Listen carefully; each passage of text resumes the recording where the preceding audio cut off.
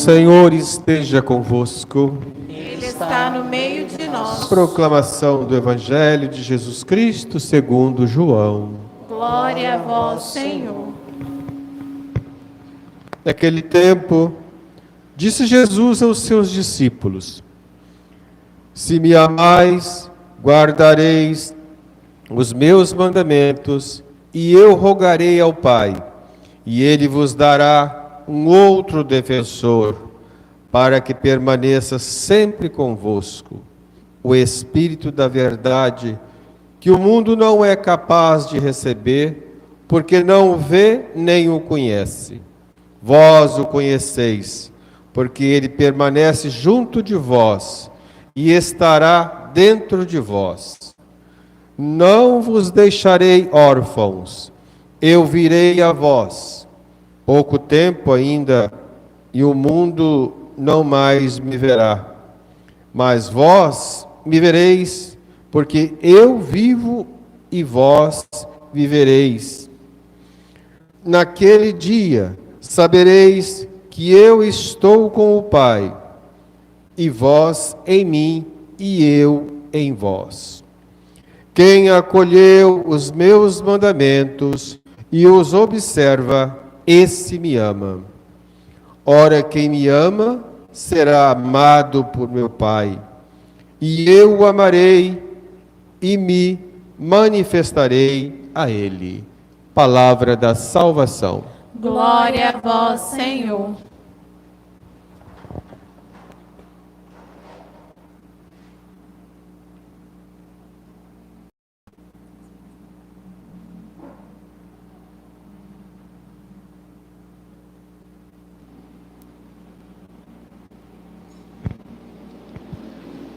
Prezado diácono José Francisco, prezados irmãos e irmãs que nos acolhem, ou melhor, acolhem a palavra de Deus, e com ela, acolhendo ela, obviamente, acolhe também aqueles que são instrumentos desta palavra, que somos nós, meu irmão e minha irmã, aí na segurança do seu lar. A liturgia de hoje nos convida a testemunharmos intimamente Jesus, e testemunhar com fidelidade. Jesus não pode ser simplesmente um tema romântico na nossa vida, um romantismo que finda-se numa teoria, num conjunto de teorias, onde nós nos damos por satisfeitos em declarar o amor de Jesus porque somos batizados. E aí fomos incorporados nele e na igreja, que é o seu corpo. E aí, com muita facilidade, sai de nós aquelas frases já construídas, cheias de efeito, mas de pouco conteúdo. Jesus me ama, eu amo Jesus. Isso precisa ser sendo acompanhado, ou acompanhado de um testemunho completo, de um testemunho prático. A liturgia de hoje, do sexto domingo, do tempo da Páscoa, já percebeu, vai nos encaminhando para o Pentecostes, o Espírito Santo, o batismo da igreja. Sim, Pentecostes é considerado teologicamente o batismo da igreja, o início da missão dos apóstolos e o início da missão da comunidade de fé, dos discípulos de Jesus. A igreja, ela nasce quando Jesus institui a Eucaristia, naquela quinta-feira santa. Ali Jesus institui a Eucaristia e institui também o sacerdócio ministerial. Ali a igreja nasce, mas necessitava da capacitação para a missão. E aí então ela precisava do batismo e o Espírito é enviado. O Espírito na igreja, ela procede, não é? Do Pai e do Filho, do Pai e do Filho, chamado Filioque. Então, o Espírito Santo procede desta relação entre o Pai e o Filho, relação de amor. E o que significa ser ou dizer que eu amo o Senhor? O próprio Cristo deixa claro nas suas palavras. Amá-lo é praticar aquilo que ele ensina. Amar Jesus é colocar em prática aquilo que ele vivenciou. É assim que nós damos testemunho. Pressupõe de fato uma atitude concreta na relação com o Senhor. Colocar aquilo que ele revela para nós de forma aplicável na nossa própria vida. Não tem outra forma. Ou seja, o cristão, como diz a palavra, tem a sua vocação provada no fogo. E ela se torna preciosa à medida que nós demonstramos ao mundo quais são os princípios que nós vivemos em Cristo Jesus. E não pode ser esse ou aquele princípio, tem que ser o todo. E aí, meu amado irmão, minha amada irmã, o início da nossa caminhada com Jesus, a nossa vida nova, é de fato o batismo. Óbvio. E aí nós vamos gradativamente aumentando esta relação de fé, estreitando esses laços com Jesus, porque aí vem os outros sacramentos, a Eucaristia, o sacramento do crisma, para os casais, o sacramento do matrimônio, para nós, ministros ordenados, o sacramento da ordem, nos seus 3 graus, diaconato, do presbiterato e também do episcopado, são formas com que nós não apenas vivenciamos o mistério pascal, mas aprofundamos e intensificamos esta relação. Mas isso por si só não denota, não garante que nós amamos Jesus, que nós amamos o Pai. Sim, porque nós podemos fazer da vida sacramental apenas uma prática litúrgica. O padre pode simplesmente viver a sua pseudo-relação com Jesus celebrando sua Eucaristia. Basta isso para dizer que eu amo Cristo? Não, isso é um elemento, mas não é o todo. O todo é praticar aquilo que Jesus nos ensina, inclusive vivenciando a minha dimensão sacramental. E aí, meu amado irmão, minha amada irmã, nesse sentido, a teoria fica em segundo plano. O que vai demonstrar de fato, tá? O que prova o meu amor por Jesus é a forma com que eu me relaciono com as pessoas, é a forma com que eu transmito Ele, com que eu expresso e como eu vivencio Ele. Aí sim, de fato, eu estou dando aqui as razões daquilo que Pedro chama da nossa esperança, ou seja, as razões da nossa fé. Porque senão uma coisa assim, muito superficial. Jesus me ama, eu amo Jesus, olha Jesus, eu tenho um coração muito grande, um amor profundo por ti. Mas quando eu exerço na relação, esta dimensão do amor que Cristo tem por mim, que eu digo ter por Ele, para com os outros, isso não fica claro. Porque eu não observo as palavras de Jesus. Eu não observo aquilo que Ele me ensina. E aí, então, logo se revela que o meu amor por Jesus não é um verdadeiro amor, não é autêntico, mas é uma forma de me fazer valer desta relação com o Senhor. Não, precisa de fato estar ali, relacionado intimamente, a minha dimensão orante, a minha dimensão sacramental, mas a minha dimensão relacional com os irmãos. E aí, não há outra forma de demonstrarmos que amamos Jesus, se não for pela relação que nós estabelecemos com Ele, através do nosso relacionamento com as pessoas. Então, se o casal não se ama, não se respeita, não adianta dizer que ama a Cristo. Porque a própria realidade da vida demonstra que não. Se os filhos não amam os pais, não se sujeitam a obedecer aos pais, aquela obediência fiel, ora, não adianta a sua prática religiosa, não adianta a Eucaristia aos domingos na igreja, se essa Eucaristia não se transforma em um elemento concreto que acrescenta Cristo na sua relação com seus pais. Se os irmãos não vivem a fraternidade, o carinho, o amor, o respeito, a colaboração para com os outros, aí então dizer que ama o Senhor fica sem sentido. E como é que nós, meu irmão, minha irmã, vamos obter o direcionamento, as orientações para aplicar aquilo que Jesus nos ensina? Aí ele, de fato, nos apresenta o caminho. o Paráclito, o intercessor, o Espírito Santo. Olha que fantástico a primeira leitura, Atos dos Apóstolos. Filipe, grande diácono da igreja, começa a evangelizar a região da Samaria, e lá ele realiza muitos batismos. Os samaritanos foram muito solícitos com o evangelho de Jesus. Foram muitas as idas de Jesus a Samaria. E todas as vezes que Jesus ia a Samaria, ele era muito bem recebido pelos samaritanos. Estás lembrado daquela mulher, à beira do poço de Jacó, como ela conseguiu levar muitos até Jesus.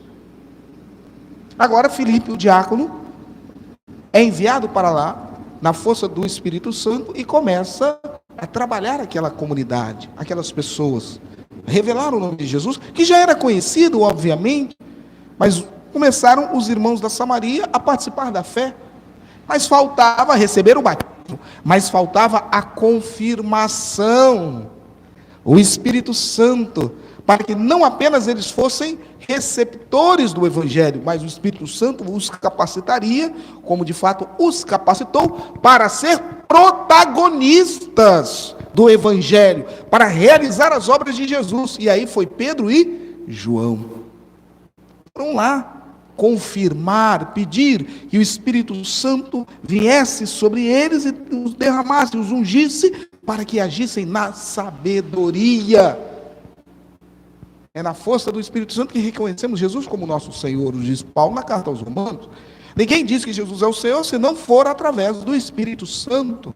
Pois bem, é o Espírito Santo que nos ajuda a viver os princípios, os ideais de Jesus. Não é petulância, não é falta de senso de realidade dizer, meu irmão, minha irmã, que você é uma obra de Cristo e você pode fazer as obras que Cristo fez. Mas como eu posso fazer as obras de Cristo que o Cristo fez? Ora, Jesus nos disse, se nós o amarmos, amarmos o Pai, amarmos o Espírito Santo, estivermos em comunhão com Ele, nós faremos obras maiores do que a dele. Porque tudo em Jesus, todo o espírito de amor que procede da relação dele com o Pai, ele nos apresenta e derrama sobre nós. E aí, meu irmão, minha irmã, é o Espírito Santo que vai nos ajudar a direcionar a nossa vida e aplicar e representar Jesus no mundo de hoje.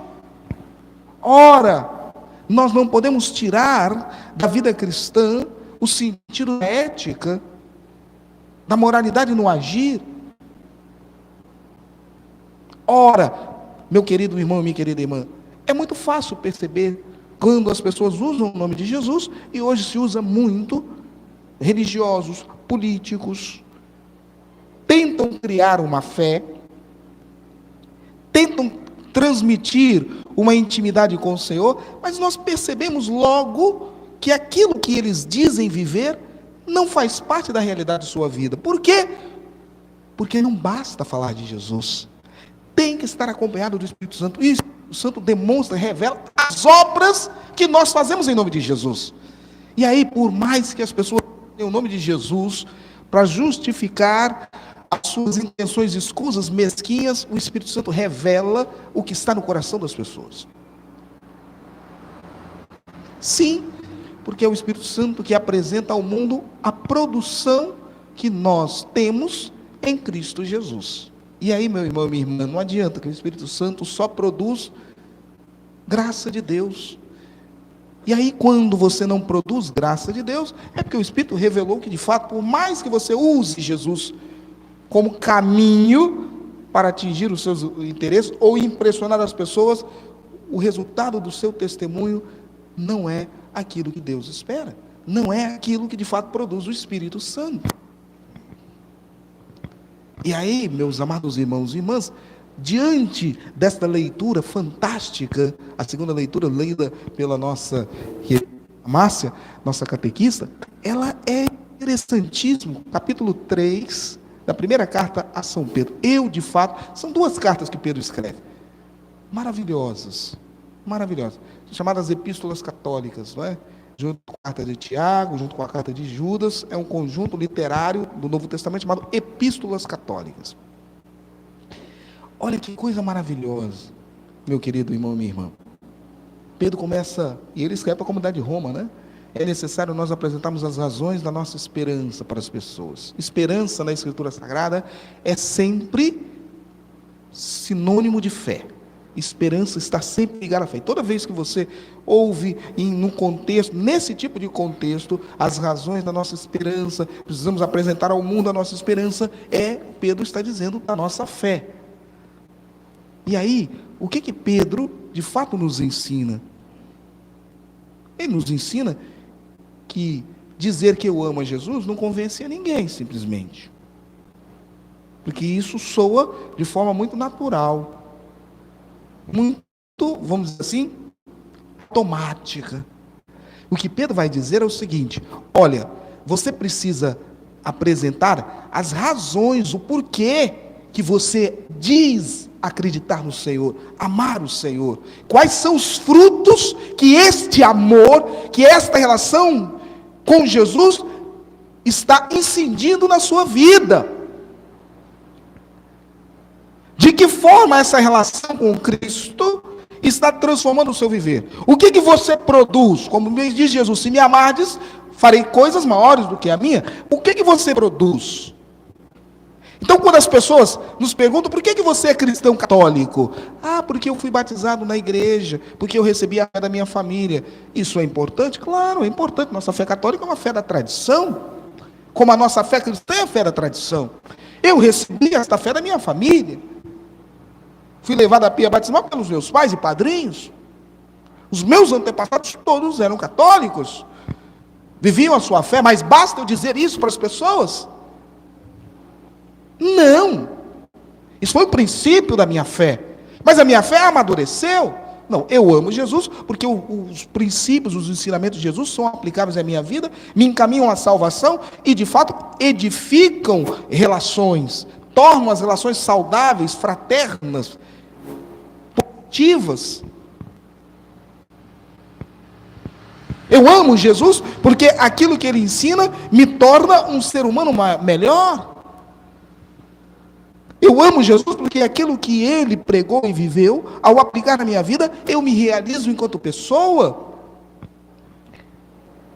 Eu consigo viver plenamente a minha dimensão, né, intelectual, a minha relação com as pessoas, a minha dimensão espiritual, minha condição, meu ethos, né? Na filosofia, a palavra ethos significa o meu ser. Eu amo Jesus porque, ao me relacionar com Ele, eu consigo dar um direcionamento seguro à minha vida. Eu amo Jesus porque a história dele, o sacrifício dele na cruz, a forma com que ele se relacionava com as pessoas, a forma com que ele transmitiu o Pai, aquilo que ele realizou enquanto milagre, enquanto cura, enquanto palavra, aquilo de fato é para mim um sinal do grande amor que Deus tem por mim. Eu amo Jesus, por isso estou na igreja, porque eu acredito que a igreja é o caminho daqueles que querem ter a vida transformada. Eu amo Jesus porque os sinais de amor, de caridade, de preocupação dele para com o próximo ajudava a edificar as pessoas. Eu amo Jesus porque a relação dele com as pessoas transformava elas de dentro para fora. Eu amo Jesus, e aí dizendo isso para a dimensão, para a vida real dos casais, porque vivendo esse amor que Cristo me ensina e que foi pregado pelos apóstolos, eu consigo direcionar a minha família, alimentar a minha família com uma personalidade, com princípios, com valores que são importantes para o nosso relacionamento, o relacionamento conjugal, o relacionamento para com os filhos. Eu amo Jesus porque eu aplico os seus princípios, o seu conhecimento, os seus ensinamentos na minha vida profissional, e com isso eu consigo criar uma harmonia com meus colegas de trabalho, e com isso eu consigo criar um ambiente que favorece a minha produção enquanto trabalhador, enquanto trabalhadora. Isso é amar Jesus. E aí, quando você vê, em tempos de pandemia, pessoas se doando e exercendo a caridade, o amor em prol do próximo, e o próximo, nós sabemos que na Escritura Sagrada, Jesus nos ensina que o próximo não é aquele que eu conheço, é aquele que Deus põe no meu caminho. Quando eu vejo, e quando nós tomamos consciência, conhecimento, ciência nos meios de comunicação, de testemunhos de vida, tão bonito, ou na realidade da nossa paróquia, das nossas comunidades, pessoas ali trabalhando em prol, né, da assistência para com aqueles que não apenas estão acometidos de alguma enfermidade, hoje se fala muito, né, do Covid-19, mas de algumas necessidades até sociais e materiais. Quando você percebe isso, você nota praticamente que aquela pessoa que vive esta dimensão do amor por Jesus através do doar-se, do se consumir em favor do próximo, não precisa ficar ali dizendo, olha, fulano é tão religioso, como ele ama, como ela ama. Não, ela faz com serenidade e nós reconhecemos as obras de Jesus naquela vida, naquela pessoa. Muito mais do que aqueles que resumem a sua relação com Jesus de amor simplesmente à prática litúrgica. Vou à igreja, recebo a comunhão, participo da Eucaristia, ouvi a palavra, mas no dia a dia isso não tem significado nenhum na minha forma de ser. Bem, isso não é amor por Jesus. Isso é um praticismo religioso. Ou seja, caiu no hábito. Então, meu amado irmão, minha amada irmã, a palavra de hoje é para nós, para mim, para você. Como é que de fato você declara o seu amor por Jesus? Ou como é que você pode ter a ciência, a medida do seu amor por Jesus? Repare ao seu lado de que forma você está estabelecendo relação com as pessoas. Como você se esforça para criar uma empatia? O que é uma empatia? Empatia é aquele sentimento, aquela prática, aquela postura que me vincule ao próximo e que estabeleça ali uma relação, uma empatia. De que forma? Ora, se as pessoas veem em você caridade, se as pessoas veem em você espiritualidade, se as pessoas veem em você mansidão, se as pessoas notam em você amor, é de fato porque você ama Jesus. Mas se as pessoas não reconhecem em você ou em mim essas atitudes do Cristo, meu querido irmão, minha querida irmã, é porque o Espírito ainda não veio sobre nós. E não veio, não é porque Jesus não mandou, não é porque Ele não enviou, não, Ele não veio porque você não o recebeu. E aí, meu amado irmão, minha amada irmã, quem não recebe o Espírito Santo, não ama Jesus, porque não reconhece nele o nosso Senhor, o nosso Salvador. Que possamos proclamar ao mundo que amamos o nosso Salvador por atos e palavras, de forma integral, porque é assim que aqueles e aquelas no qual Cristo nos envia, nos reconhecerão como mensageiros, como pessoas que oram a presença de Jesus. Louvado seja o nosso Senhor Jesus Cristo. Para sempre seja louvado. O Senhor esteja convosco. Ele está no meio de nós. Abençoe-vos o Deus Todo-Poderoso, Pai, Filho e Espírito Santo. Amém.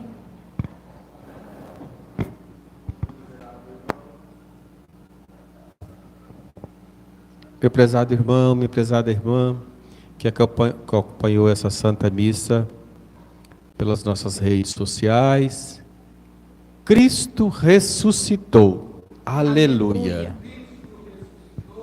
Aleluia. Ficai aí na sua casa, na graça de Deus e no amor de Maria. Amém. Amém.